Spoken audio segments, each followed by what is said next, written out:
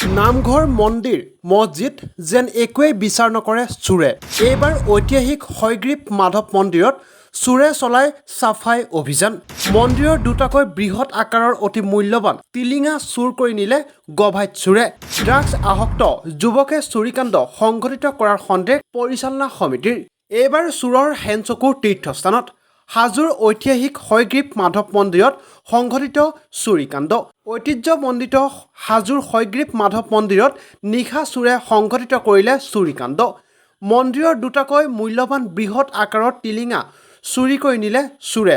উল্লেখ্য যে ড্ৰাগছ আসক্ত যুৱকে চুৰিকাণ্ড সংঘটিত কৰাৰ সন্দেহ পৰিচালনা সমিতিৰ।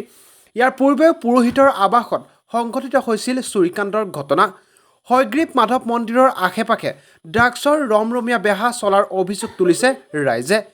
ড্ৰাগছ ব্যৱসায়ী তথা ড্ৰাগছ আসক্তক কৰায়ত্ব কৰি কঠোৰ শাস্তি দিয়াৰ দাবী মন্দিৰ পৰিচালনা সমিতিৰ।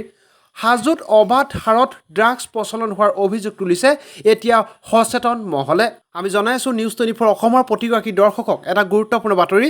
হাজোৰ ঐতিহাসিক হয়গ্ৰীব মাধৱ মন্দিৰত সংঘটিত হৈছে চুৰিকাণ্ড।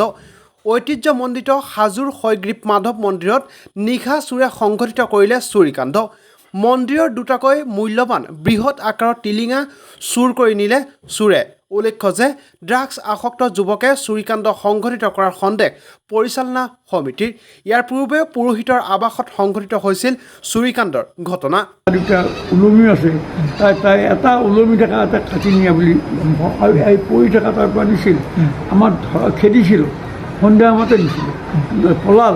কিন্তু দুটা এটা আনিলে, এটা নিলে। গতিকে সেইটো তেনেকুৱাকৈ নিয়াটো হয় সঁচা কথা। কিন্তু তাৰ উপৰিও আৰু কেইদিনমান আগতে সেইটোতো আমি কেছ দিছোঁ।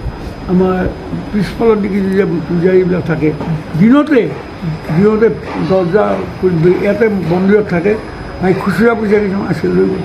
পুলিচ প্ৰশাসনে ব্যৱস্থা গ্ৰহণ কৰে একো মানে কৈছোঁ, মই নিজেও ডাইৰেক্ট যে ময়ো নিজে পুলিচ ডিপাৰ্টমেণ্ট আছিলোঁ। গতিকে ব্যৱস্থা ল'ব লাগে। এইটোৰ পৰা খুব সৰু সৰু বস্তুবিলাক চুৰি হ'লেও কিন্তু কিছুমান ইম্পৰ্টেণ্ট বস্তু আছে নহয়, গতিকে চব চাৰিওফালে চুৰি হ'ব ধৰিছে। অকল ইয়াতে নহয়, আমাৰ এইটো নহয় যে মন্দিৰতে কৰিছে, বাহিৰৰ জেগাবিলাক মন্দিৰৰ পৰা 200 মিটাৰ ভিতৰতে ড্ৰাগছ ৰমৰমীয়া বেহা। আমাৰ মন্দিৰৰ মানে পুখুৰী পাৰে পাৰে ড্ৰাগছ হেৰি হয়।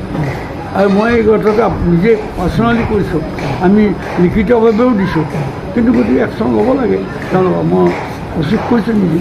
গতিকে এইটো লোৱা নাই, কিন্তু ড্ৰাগছটো এটা বৰ ডেঞ্জাৰাছ বস্তু, এইটোৱে চেছ কৰিব। গতিকে এইটো কাৰণে এতিয়া মই এটা ভাবিছোঁ, মই উচিত নিজেও কৈছোঁ, যদি নকৰিলে অন্ততঃ যিহেতুকে এইটো আমাৰ মন্দিৰৰ চৌহদৰ ভিতৰত থাকিব, আমিয়ে নিজে এটা একশ্যন ল'ম। আমি এটা প্ৰশাসন কৰি আমি অলপ একশ্যন ল'ম বুলি এটা ভাবিছোঁ। পুলিচৰ ফালৰ পৰা জনাইছোঁ তেখেতে কৰিব লাগে, নকৰিলে তেওঁলোকে আমি হ'লেও কৰিব লাগে। হাজো এখন বিখ্যাত ঠাই। আৰম্ভণিতে মই কৈছোঁ তীৰ্থনগৰী হাজো বুলি কোৱা হয়।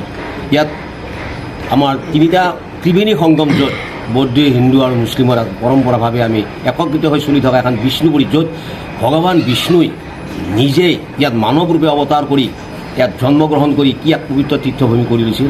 আৰু এই পবিত্ৰ ভূমি এতিয়া এনে হৈছে তীৰ্থনগৰী নহয়, যেন মদ আৰু ড্ৰাগছৰ ভূমিত পৰিণত হৈছে। ৰমৰমীয়া বেহা চলি আছে।